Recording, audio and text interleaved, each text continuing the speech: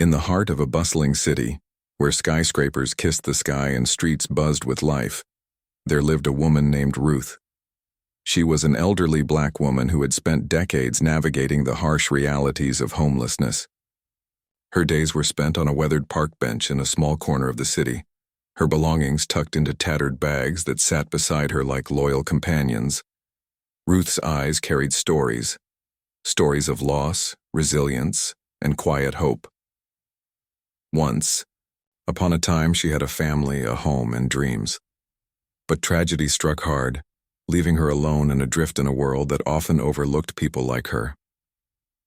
On this particular afternoon, the air was alive with energy. A nearby festival brought crowds spilling onto the sidewalks, their laughter and chatter filling the space around Ruth. Children ran past her, clutching balloons and cotton candy, while parents trailed behind them, snapping photos and sipping iced coffee. It was one of those rare moments when even Ruth felt the faintest sense of warmth seep into her weary soul. People watching had always been her way of staying connected to the world, even if it was from afar. As the sun dipped lower in the sky, casting golden hues across the park, something unusual happened. A young boy, no older than 7, appeared before Ruth. His blonde hair stuck out beneath his baseball cap and his blue eyes were wide with fear. He clutched a stuffed dinosaur toy tightly to his chest, as though it might shield him from whatever scared him. The boy's name was Ethan, though Ruth didn't know that yet. What she did notice was the panic etched across his face. "Are you okay, sweetheart?" Ruth asked gently, leaning forward slightly. Her voice was soft but steady, a lifeline for someone clearly lost in more ways than one. Ethan hesitated for a moment, glancing over his shoulder at the sea of strangers milling about. Then, without saying a word, he stepped closer to Ruth and sat down on the edge of the bench beside her. It turned out that Ethan had wandered away from his mother during the chaos of the festival. One minute he'd been holding her hand, marveling at the colorful stalls and performers. The next he was alone, swallowed up by the crowd.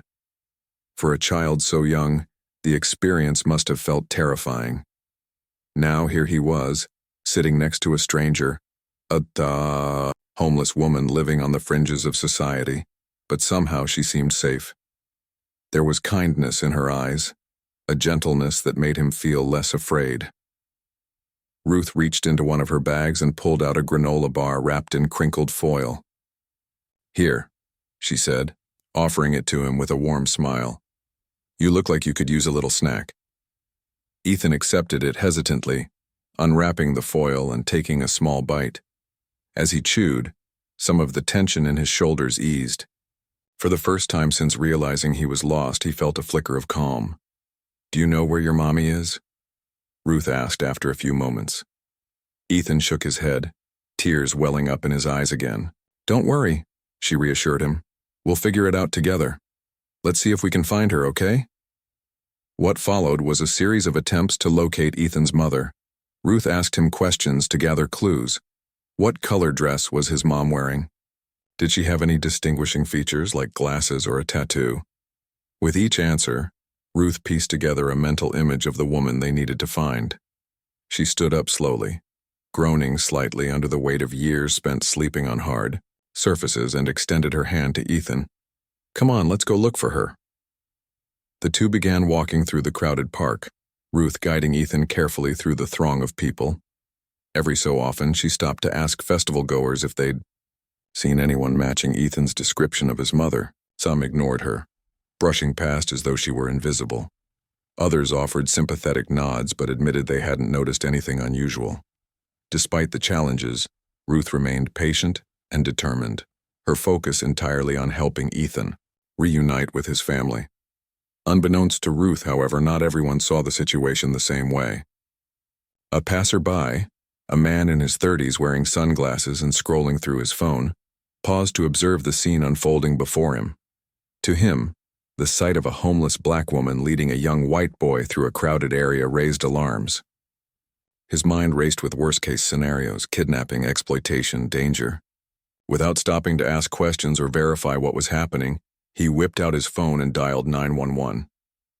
"This is an emergency," the man said urgently when the operator answered. There's a homeless woman near the park. It looks like she's trying to kidnap a little boy. His words carried conviction, fueled by assumptions rather than facts. Within minutes, police sirens wailed in the distance, signaling the arrival of officers who would soon change the course of Ruth's day, and perhaps her entire life. For Ruth, none of this registered immediately. She continued searching for Ethan's mother, unaware that suspicion and judgment were closing in around her. Meanwhile, the crowd grew larger as curious onlookers gathered to watch the drama unfold. Phones were raised to capture videos, fingers pointed, and whispers spread. Like wildfire. In that moment, Ruth became not just a kind-hearted woman helping a lost child, but a target of misplaced fear and prejudice. And so, what began as a simple act of compassion, a gesture born out of Ruth's inherent goodness, was about to spiral into something far more complicated. The stage was set for a story that would test the limits of humanity, empathy, and justice. The sound of police sirens cut through the lively hum of the festival, sharp and jarring against the otherwise cheerful atmosphere. Heads turned as two patrol cars screeched to a halt near the park bench where Ruth had been sitting just moments earlier. Officers stepped out, their authoritative presence immediately drawing attention. The crowd that had gathered around Ruth and Ethan grew thicker, buzzing with murmurs and speculation. Some people craned their necks for a better view, while others held up their phones, eager to capture whatever unfolded next. Ruth froze when she saw the officers approaching. Her hand instinctively tightened around Ethan's, though not out of malice. She was simply trying to keep him close in the chaos. "It's okay," she whispered to him, more to reassure herself than anything else. But deep down, a gnawing sense of unease began to creep in. She couldn't understand why the police were here or what they wanted from her.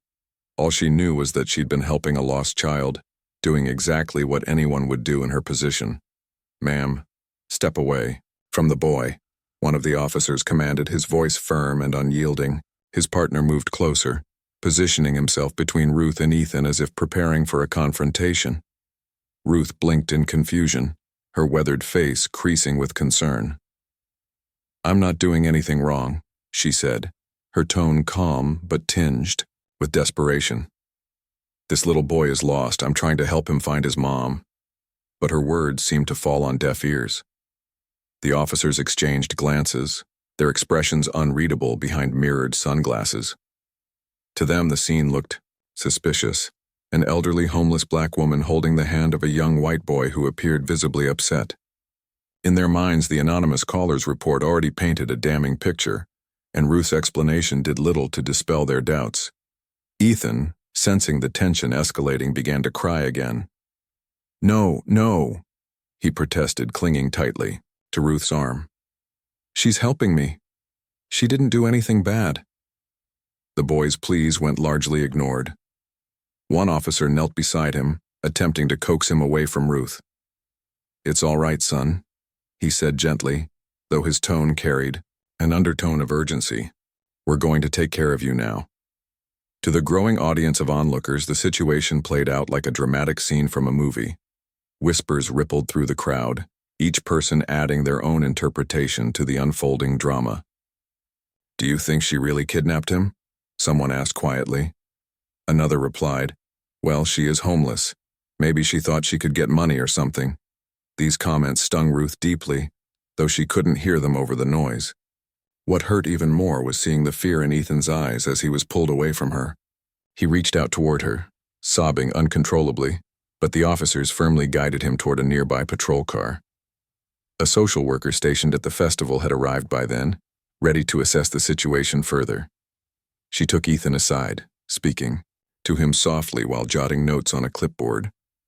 Meanwhile, Ruth found herself surrounded by the remaining officers.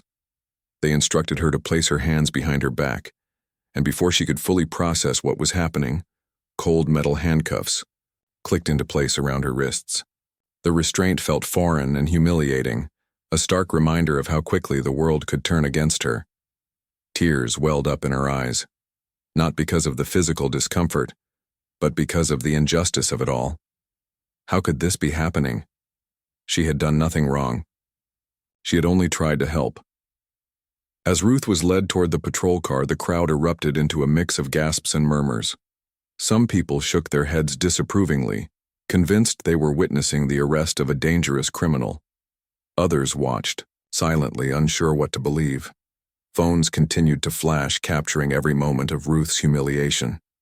Someone shouted from the back of the crowd, "How dare you kidnap a child?" The accusation hit Ruth like a punch to the gut, leaving her speechless. She wanted to scream, to explain that she hadn't done anything wrong, but the weight of the situation pressed down on her too heavily. Instead, she lowered her head, letting her tears fall freely. Inside the patrol car, Ruth sat slumped against the seat, her mind racing. She replayed the events of the past hour over and over again, searching for some clue as to how things had spiraled so far out of control. Hadn't she just been doing the right thing? Why had no one listened to her? Or to Ethan, for that matter? The boy's cries still echoed in her ears, haunting her. She had promised him she would help him find his mother, but instead, she had failed him. The realization filled her with a deep, aching sadness. Back at the scene, Ethan remained inconsolable. Despite the social worker's best efforts to comfort him, he refused to stop crying. "I want Ruth," he wailed, his small voice breaking under the strain of emotion. "She didn't hurt me, she was nice." The social worker frowned, jotting down his words carefully. While she couldn't ignore the possibility that Ruth might indeed be innocent, protocol dictated that Ethan needed to be kept safe until his mother could be located. For now, that meant keeping him separated from the woman he trusted most. As the initial commotion began to die down, the crowd dispersed slowly, many returning to their festival activities as though nothing unusual had happened. But for Ruth and Ethan, life had changed irrevocably in the span of a single afternoon.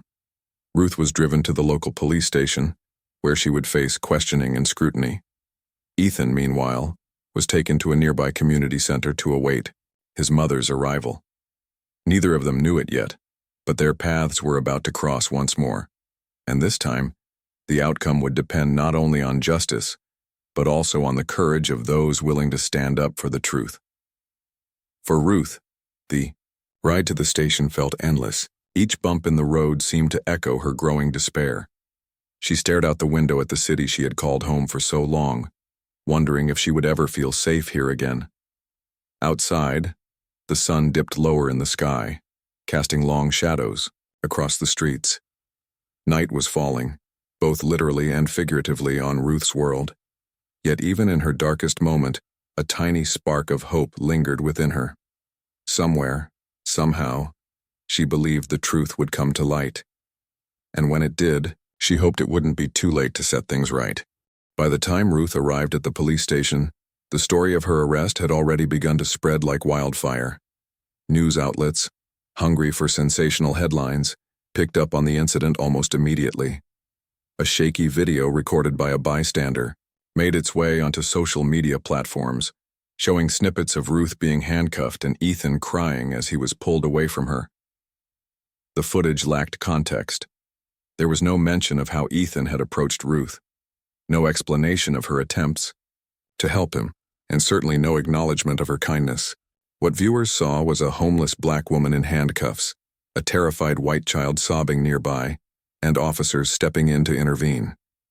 It was enough to ignite outrage across the internet. Headlines began popping up everywhere. Homeless woman arrested for allegedly kidnapping child at festival. Shocking incident sparks debate over safety in public spaces. Was this elderly woman a threat or a hero?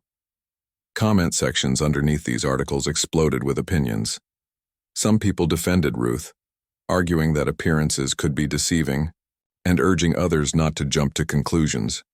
But far too many were quick to condemn her based solely on what they saw in the video.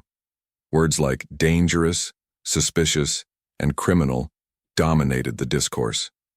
Strangers dissected Ruth's life without knowing anything about her, reducing her to stereotypes about homelessness and race. One particularly harsh comment read, "Of course it was a homeless person causing trouble. They always take advantage of vulnerable people." Another chimed in, Why would a grown woman even talk to a random kid? That's creepy, no matter how you look at it. These voices drowned out the quieter ones calling for compassion and understanding. For every supportive message questioning the fairness of Ruth's treatment, there were dozens more reinforcing harmful biases. As the online storm raged, one person watched silently, their heart pounding with recognition. Lena Hart, a successful entrepreneur known for her philanthropy work, sat in her penthouse apartment scrolling through her phone late that night. The video caught her eye, not because of Ruth's arrest, but because she recognized the face staring back at her from the screen. It had been years since Lena had last seen Ruth, but the memory came rushing back with startling clarity. Years ago, when Lena was a struggling single mother trying to make ends meet, she had hit rock bottom. She remembered standing in line at a soup kitchen, holding her infant daughter in her arms, feeling utterly defeated. Ruth had been there too, sitting quietly at a corner table with a bowl of soup in front of her. When Lena hesitated to take the last sandwich from the tray, Ruth had pushed hers across the table without hesitation. "You need this more than I do," Ruth had said simply, her voice warm despite the weariness etched into her features. That small act of kindness had stayed with Lena long after she turned her life around. It became a cornerstone of her belief in paying forward goodwill, fueling her rise to success. Seeing Ruth now, handcuffed and vilified, broke something inside Lena. She couldn't stand by while someone who had shown her such humanity was treated so unjustly. Determined to act, Lena grabbed her phone and called her assistant first thing the next morning. "I need you to get me everything you can find on this case," she instructed firmly. "And book me a car. I'm going to the police station." While Lena prepared to intervene, the backlash against Ruth continued to escalate online. Dozens of news anchors debated the morality of profiling based on appearance, though few seemed willing to give Ruth the benefit of the doubt.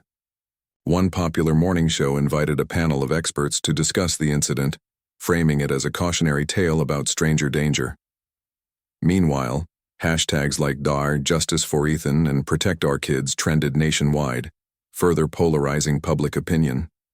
But amid the chaos, cracks began to form in the narrative. A local journalist named Marcus decided to dig deeper into the story, skeptical of the oversimplified version being peddled by mainstream media. He reached out to festival attendees who had witnessed the event firsthand, piecing together a fuller picture of what had transpired. Slowly, details emerged that contradicted the initial reports. Ethan hadn't been abducted. He had approached Ruth willingly. Witnesses recalled hearing him call her nice and seeing her offer him food. Even the anonymous caller admitted in a follow-up interview that they hadn't actually seen Ruth harm the boy. They had simply assumed the worst. Marcus published his findings in a lengthy article titled, "The Homeless Woman and the Lost Boy, What Really Happened." Within hours it gained traction, prompting readers to reconsider their snap judgments. Comment sections shifted slightly, with more people acknowledging the possibility that Ruth might have been innocent all along. Still, the damage had already been done. Ruth remained in custody, awaiting formal charges, while Ethan was placed under temporary care until his mother could be located. That evening, as the city settled into twilight, Lena stepped out of her sleek black Lamborghini outside the police station. Dressed in tailored slacks and a crisp blazer, she exuded confidence and authority. Reporters stationed outside immediately swarmed her, microphones thrust toward her face. "Ms. Hart, are you here to support the accused woman?" one asked, eagerly. Another chimed in, "Do you think she's guilty?" Lena paused, her piercing gaze silencing the clamor momentarily. "I'm here because everyone deserves a fair chance to tell their side of the story," she replied evenly. "Let's not forget that behind every headline is a human being with a life, a history, and a truth worth listening to." With that, she strode past the cameras and into the station, leaving behind a trail of murmurs and speculation. Inside, Lena demanded to speak with the officers handling Ruth's case. Her presence commanded attention. She wasn't just another concerned citizen. She was a powerful figure with resources and influence. She presented herself as someone who could vouch for Ruth's character, recounting the story of how Ruth's kindness had once changed her life. Lena also brought documentation proving that Ethan's mother had been contacted and was en route to reclaim her son. Slowly, the tide began to turn. Officers reviewed the new evidence provided by Marcus's investigation, cross-referencing it with witness statements. Ethan, still distraught, reiterated multiple times that Ruth had never hurt him. In fact, she had comforted him when he was scared. Piece by piece, the accusations against Ruth unraveled, revealing the truth beneath the hysteria. For Ruth, locked in a holding cell, none of this was immediately clear. She sat alone, her thoughts heavy with uncertainty. Would anyone believe her? Would the world see her as more than just a stereotype? As the hours ticked by, she clung to the faint hope that justice might prevail. Little did she know, help was closer than she realized, and it was arriving in the form of a familiar face determined to right the wrongs of the past. The arrival of Lena Hart at the police station marked a turning point in the unfolding drama. Her presence alone carried weight, but it was her unwavering determination that truly shifted the narrative. As she entered the building, flanked by reporters and curious onlookers outside, Lena radiated an aura of purpose. She wasn't there to make headlines or seek attention. She was there to fight for someone who couldn't fight for herself. Inside, Lena wasted no time. She approached the desk sergeant with confidence, introducing herself and demanding to speak with the lead officer handling Ruth's case. "This is a matter of justice," she said firmly, her voice steady but insistent. "I have information that could change everything about how you're viewing this situation." The officers exchanged glances, intrigued by her assertiveness. They weren't used to dealing with someone like Lena, a woman whose reputation for philanthropy and advocacy preceded her. Lena was ushered into a private meeting room where she laid out her case. First, she recounted her personal connection to Ruth, the story of how Ruth had once shared her last meal with a struggling young mother named Lena years ago. It was a simple act of kindness, but one that had profoundly impacted Lena's life. "Ruth didn't have much back then," Lena explained, her voice tinged with emotion. "But what she did have, she gave freely. That's the kind of person she is." Next, Lena presented the documentation she had gathered. This included Marcus's investigative article, which highlighted witness accounts supporting Ruth's innocence, as well as evidence proving that Ethan's mother had been contacted and was en route to the station. Lena emphasized that Ethan himself had repeatedly stated that Ruth hadn't harmed him. In fact, he had described her as nice and helpful. The officers listened intently, their expressions softening as they absorbed the new information. One of them, a seasoned detective named Officer Ramirez, leaned forward and asked, "Why are you doing this? Why go through all this trouble for someone you barely know?" Lena's response was immediate and heartfelt. "Because everyone deserves a fair chance," she said, "and because I owe Ruth more than I can ever repay. If we let fear and prejudice dictate our actions, we lose sight of what makes us human, our ability to see each other clearly, beyond stereotypes and assumptions." Her words resonated deeply, prompting the officers to reconsider the haste with which they had acted earlier. They agreed to review the case thoroughly, taking into account the additional evidence Lena had provided. Meanwhile, Lena requested permission to visit Ruth in the holding area. After some deliberation, her request was granted. When Lena stepped into the small, dimly lit room where Ruth sat, the elderly woman looked up in surprise. At first, recognition flickered across her face, followed by disbelief. "Lena," Ruth whispered, her voice trembling. "Is that really you?" "It's me, Ruth," Lena replied, kneeling beside her. She took Ruth's hands in hers, feeling the roughness of skin worn thin by years of hardship. "I saw what happened today. I know you didn't do anything wrong, and I'm here to help you." Tears welled up in Ruth's eyes as she struggled to find words. For so long, she had felt invisible, overlooked by a world that often dismissed people like her. Now here was someone not only seeing her but standing up for her. "I just wanted to help that little boy," Ruth murmured, her voice breaking. "I didn't mean for any of this to happen." "I know," Lena said softly. "And soon everyone else will know too." She promised Ruth that she wouldn't leave until the truth came out, vowing to use every resource at her disposal to ensure justice was served. As Lena exited the holding area, she crossed paths with Ethan's mother, Sarah, who had finally arrived at the station. Sarah was visibly distraught, her face pale with worry. She had been frantically searching for her son since realizing he was missing, and was devastated to learn about the ordeal he had endured. When Lena introduced herself and explained her role in advocating for Ruth, Sarah listened intently, her expression shifting from confusion to gratitude. "Ethan has been asking for her non-stop," Sarah admitted, referring to Ruth. "He keeps saying she helped him when he was scared. I don't understand why anyone would think she did something wrong." Lena nodded, understanding the complexity of the situation. "Sometimes people see what they expect to see instead of what's actually there," she said. "But together, we can show them the truth." With Sarah's cooperation, Lena arranged for Ethan to meet briefly with Ruth under supervision. The reunion was emotional.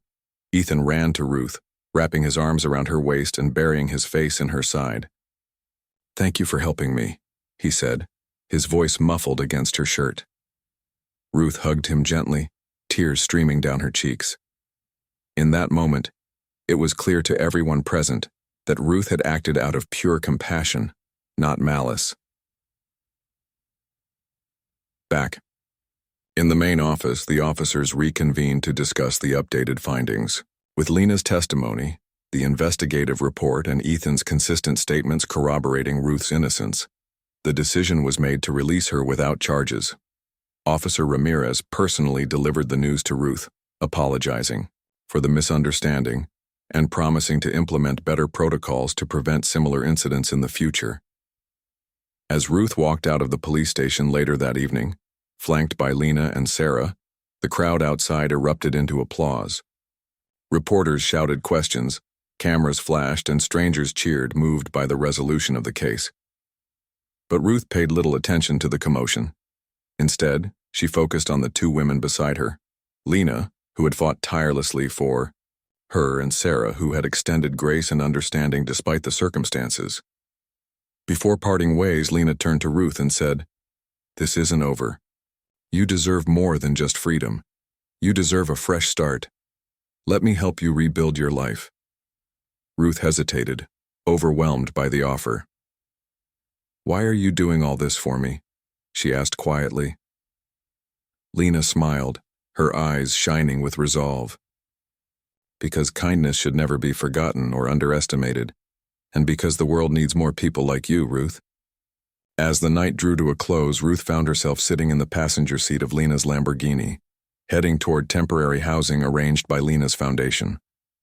The city lights blurred past the window, but Ruth's mind was clear for the first time in days. She had faced judgment, fear, and injustice, but she had also discovered allies willing to stand by her. The road ahead wouldn't be easy, but for the first time in years, Ruth allowed herself to hope. Hope that tomorrow might bring not just survival but healing. The days following Ruth's release from the police station were a whirlwind of emotions and activity. For Ruth, stepping out into freedom felt surreal after the ordeal she had endured. The world outside seemed brighter somehow, as if the heaviness that had weighed her down for so long had begun to lift. Yet beneath the surface, scars remained, reminders of the judgment and fear she had faced. What kept her moving forward was the kindness and support of those around her, especially Lena and Sarah, who refused to let her slip back into the shadows. Lena wasted no time in putting her resources to work.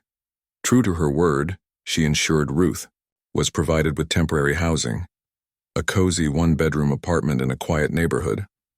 It wasn't luxurious, but it was clean, safe, and filled with essentials. A comfortable bed, warm blankets, a small kitchen stocked with groceries, and even a vase of fresh flowers on the dining table.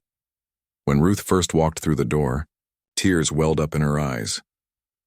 "I don't know how to thank you," she whispered, running her fingers over the soft fabric of the couch. "You don't have to thank me," Lena replied gently. "Just focus on healing and rebuilding your life. We'll take it one step at a time." To help Ruth adjust, Lena enlisted the help of social workers and counselors who specialized in working with individuals transitioning out of homelessness. They helped Ruth navigate practical matters like obtaining identification documents, applying for government assistance programs, and setting up a bank account. For someone who had spent decades living on the margins, these tasks felt monumental, but Ruth approached them with determination. She knew this was her chance to reclaim pieces of herself that had been lost along the way. Meanwhile, Sarah and Ethan remained deeply connected to Ruth. After learning about her story and witnessing her kindness firsthand, Sarah couldn't shake the feeling that Ruth deserved more than just gratitude. She deserved friendship. Over the next few weeks, Sarah visited Ruth regularly, bringing homemade meals and updates about Ethan. The bond between Ruth and Ethan only grew stronger. He often accompanied his mother on these visits, eager to spend time with the woman who had comforted him during his darkest moment. One afternoon, as Ruth sat with Ethan coloring pictures at the kitchen table, Sarah turned to her and said, "Ruth, I want you to know something. You're not alone anymore. My family considers you part of ours now." Ruth looked up, stunned by the sincerity in Sarah's voice. Her eyes glistened with tears, but this time they were tears of joy. For years she had carried the weight of loneliness, believing no one would ever truly see her or care about her struggles. Now here was a family opening their hearts to her without hesitation. Word of Ruth's story continued to spread beyond the immediate circle of supporters. Local news outlets revisited the case, this time highlighting the injustice Ruth had faced and celebrating her resilience. Journalists interviewed Lena, Sarah, and even Marcus, the investigative reporter whose article had played a crucial role in uncovering the truth. Together they painted a fuller picture of Ruth, not as a suspect or a stereotype, but as a human being deserving of dignity and respect. The coverage sparked conversations across the city about systemic biases, homelessness, and the dangers of rushing to judgment based on appearances. Inspired by Ruth's journey, Lena decided to amplify her advocacy efforts. She announced the creation of a new initiative called the Ruth Foundation, dedicated to supporting individuals experiencing homelessness and combating societal prejudices. The foundation aimed to provide not just shelter and resources, but also opportunities for education, job training, and mental health counseling. Lena invited Ruth to serve as an honorary advisor, ensuring that her voice and experiences shaped the organization's mission. At first, Ruth hesitated, unsure if she could contribute meaningfully. But when Lena explained that her perspective was invaluable, Ruth agreed, realizing that her story had the power to inspire change. As weeks turned into months, Ruth began finding her footing in her new life. With the support of Lena and the foundation, she started volunteering at a local community center where she spent time mentoring children and sharing her love for storytelling. Many of the kids reminded her of Ethan, young, curious, and full of potential, and spending time with them brought her immense joy. Slowly but surely, Ruth rediscovered parts of herself she thought were lost forever: her creativity, her sense of humor, and her ability to connect with others. Yet, despite the progress she made, Ruth never forgot the pain of being judged so harshly. During one particularly poignant moment at the community center, a young boy asked her why she lived on the streets before moving into her apartment. Ruth paused, considering how to answer honestly without scaring him. "Sometimes life throws challenges at us that we can't control," she said softly. "But what matters most is how we respond to those challenges. I chose to keep going because I believed better days were ahead. And guess what? They came." Her words resonated not just with the children, but also with the adults in the room. People began approaching her afterward, asking for advice or simply wanting to share their own stories. Ruth listened patiently, offering wisdom born from years of hardship and triumph. In doing so, she became a beacon of hope for many, proof that resilience could shine even in the darkest times. While Ruth focused on rebuilding her life, Lena continued using her platform to advocate for broader systemic changes. She gave speeches, at conferences wrote op-eds for major publications, and partnered with policymakers to address issues like affordable housing and equitable access to social services. Her message was clear: compassion and justice should guide our actions, not fear or prejudice. Through her efforts, Lena hoped to create a world where no one else would have to endure what Ruth had gone through. Back at the community center, Ruth found solace in the relationships she built. One day, as she watched Ethan play basketball with other kids, she felt a profound sense of peace wash over her. He laughed freely, his earlier fears replaced by confidence and happiness. Seeing him thrive reinforced Ruth's belief that every act of kindness, no matter how small, could ripple outward and touch countless lives. That evening, as Ruth sat on the porch of her apartment watching the sunset, Lena joined her unexpectedly. "How are you holding up?" Lena asked, handing her a cup of tea. "I'm doing okay," Ruth replied with a smile. "Better than okay, actually. I never imagined I'd get a second chance like this." Lena nodded, her gaze fixed on the horizon. "You earned it, Ruth. Every bit of it. But remember, this isn't just about you, it's about everyone who needs to hear your story and realize that change is possible." Ruth thought about those words long after Lena left. She realized that while her journey had been difficult, it had also given her a purpose she hadn't anticipated. By sharing her experiences, she could help others find strength in their own struggles. And perhaps in doing so, she could leave behind a legacy of hope and resilience. As night fell, Ruth stepped back inside, closing the door behind her. The apartment may have been modest, but it felt like home, a place where she could finally rest, reflect, and dream of brighter tomorrows. For the first time in years, she allowed herself to believe that the best chapters of her life were yet to come. Months had passed since the day Ruth walked out of the police station. Her life transformed in ways she could never have imagined. The scars of that incident still lingered. Moments when she'd catch herself glancing over her shoulder, half expecting judgmental stares or whispered accusations, but they no longer defined her. Instead, Ruth was learning to see herself through the eyes of those who believed in her. Lena, Sarah, Ethan, and the growing community of people inspired by her resilience. Her days were now filled with purpose, her nights peaceful for the first time in decades. Ruth's mornings began with quiet reflection on the porch of her apartment, sipping tea as the sun rose over the city skyline. She cherished these moments of solitude, a luxury she hadn't known during her years on the streets. Each sunrise felt like a gift, a reminder that even after the darkest nights, light always returned. Afterward, she would head to the community center where she had become something of a local legend. Children flocked to her storytelling sessions, hanging on to every word as she wove tales of courage, kindness, and second chances.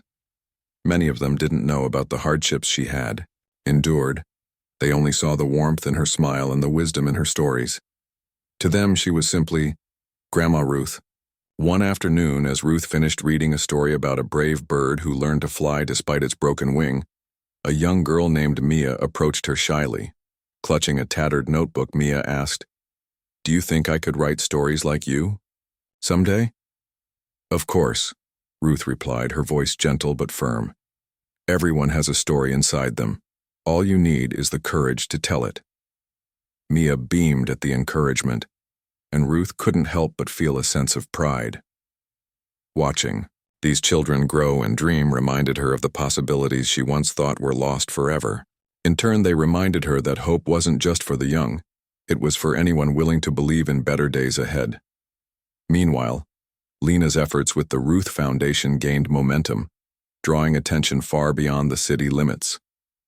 Donations poured in from across the country, enabling the foundation to expand its reach and impact.